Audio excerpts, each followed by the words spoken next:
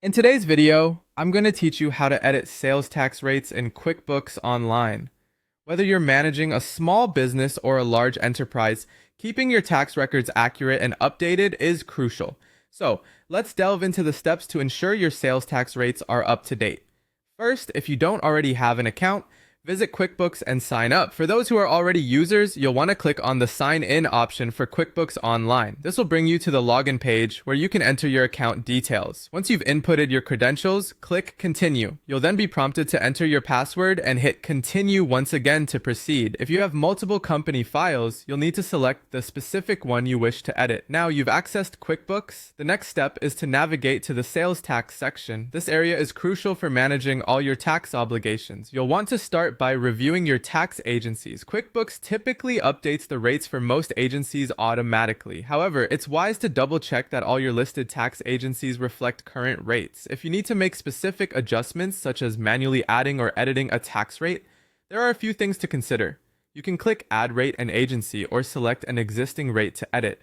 Here, you'll enter the new rate percentage and specify its effective date, ensuring your records are precise and up to date.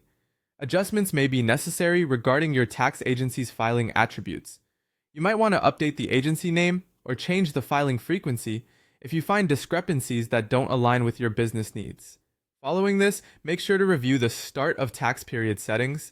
Select the relevant start date to ensure your records align with actual operational timelines. The next point of consideration is the reporting method. Make sure it reflects the correct financial recording practice your business follows, such as cash or accrual reporting. Once you've made all necessary edits, it's critical to ensure these changes are saved.